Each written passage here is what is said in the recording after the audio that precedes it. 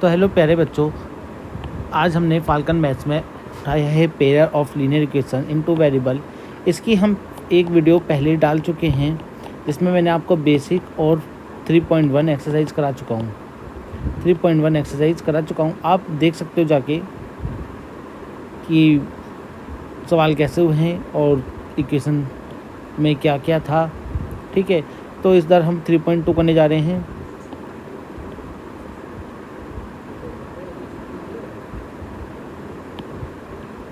एक सवाल से स्टार्ट करेंगे। तो सवाल दे रखा है हमें,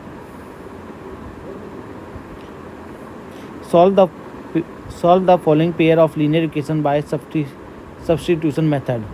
तो ये मेथड क्या होता है, इसे कैसे करते हैं, आइए थोड़ा सा देखते हैं सवाल को। इक्वेशन लिख लेता हूँ पहले मैं, x+14 और x-4। इक्वेशन हमारे पास x+14 और x-4। कुछ सवाल सही है हमारा, यानी कि सवाल सही है। मेथड कौन सा लगाना है, सब्स्टिट्यूशन मेथड लगाना है हमें। इस मेथड के बारे में क्या करना होता है, देखो इसमें क्या करना होता है, किसी एक वेरिएबल की वैल्यू को लेके आऊँगा और सेकंड वाली इक्वेशन में रख दूंगा, यानी कि पुट वैल्यू। किसी एक वेरिएबल की वैल्यू को लेके आऊँगा फ्रॉम 1 से, जैसे कि मैं सॉल्यूशन करने जाता हूँ from 1 equation from x+14, y की वैल्यू लेके आता हूँ 14 - x आ जाएगा, 14 - x आएगा, put in second equation, put in equation second, ये थर्ड इक्वेशन मान लो, इसे थर्ड कह देते हैं। इसमें रखता हूँ 14 - x हो जाएगा, ये इक्वल टू 4। सॉल्व करता हूँ तो x - 14 तो 2x हो जाएंगे, 2x बराबर हो जाएगा 14 + 4, ये हो जाएगा 18। x की वैल्यू लाऊंगा यहाँ पे 9 आ जाएगी, x की वैल्यू हमारी 9 आ जाएगी। यहाँ से मैं क्या करूँगा, यहाँ से now put in equation third में रखूँगा, जहाँ से मुझे y की वैल्यू मिल जाएगी।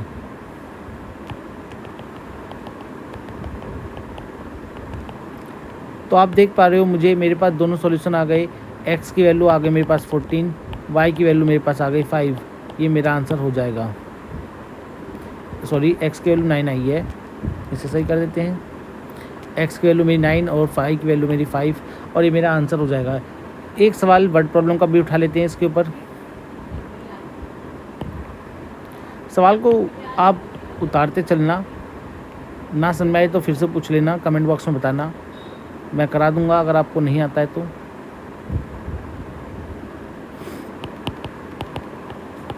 तीसरा सवाल है हमारे पास, तीसरे से उठाएंगे या दूसरा उठा के दे दूंगा आपको, मैं इक्वेशन निकाल के दे दूँ। चलो दूसरा ही कर लेते हैं पहले। बोला सॉल्व द 2x + 3y = 11 और 2x - 4y = -24 and find the value of m for the which of the y = m+3 हो। ठीक है, तो क्या करते हैं, पहली फ्रॉम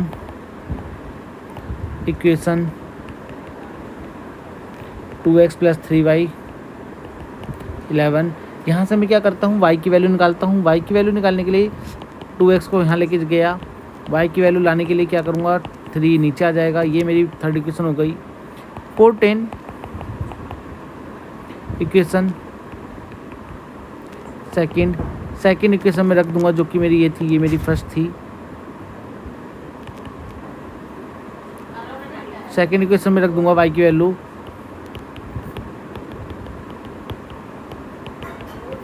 -24। सॉल्व करता हूँ इसे, तो ये मुझे देखने को मिलता है कि एलसीएम मेरा 3 आएगा, एलसीएम मेरा 3 आएगा, और जब 3 एलसीएम आएगा, इसके नीचे 1 होगा तो 1 डिवाइड करेगा 3 बार में, और 3 से ऊपर मल्टीप्लाई तो 6x हो जाएगा, ये 44 हो जाएगा, ये प्लस का 8x हो जाएगा, और ये माइनस का 24।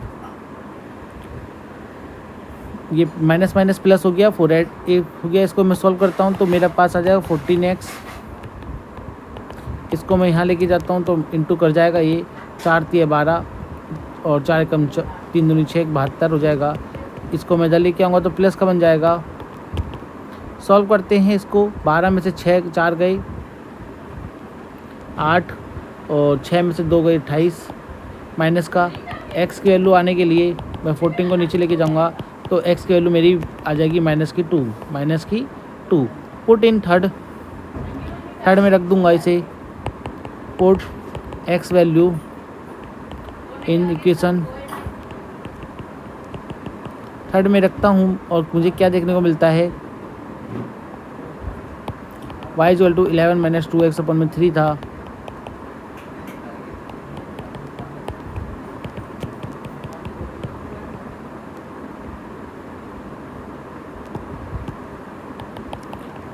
(15y3) यानी कि इसे डिवाइड करता हूँ 5। y की वैल्यू मुझे 5 मिलती है और x की वैल्यू -2 है। और जैसा कि हमें दे रखा है कि y = mx प्लस कितना था, ये हमारे पास mx प्लस है 3। तो उन दोनों की वैल्यू को रखता हूँ। ये 5 है, ये मेरे पास कितना है x की वैल्यू माइनस की कुछ थी -2 माइनस का 2m हो जाएगा, ये हो जाएगा 2 बटे में लेके जाऊंगा मैं। m को इधर ही रखता हूँ, इसे बटे में लेके जाऊंगा, डिवाइड करूंगा तो m की वैल्यू -1 आ गई और ये मेरा आंसर हो गया। आप आंसर चेक कर सकते हो। अगर आपको कहीं डाउट हो तो आप मुझसे वापस पूछ सकते हो। आप रिवाइज करो इसको, वापस से क्या करो, इसे आप स्क्रीनशॉट ले लो इनके, या इसे उतारते चलो, हैंड टू हैंड उतार लो, पॉज कर लो वीडियो को। आपको अच्छा सवाल लगा तो थैंक यू। मैं एक सवाल और करा देता हूँ वर्ड प्रॉब्लम के लिए।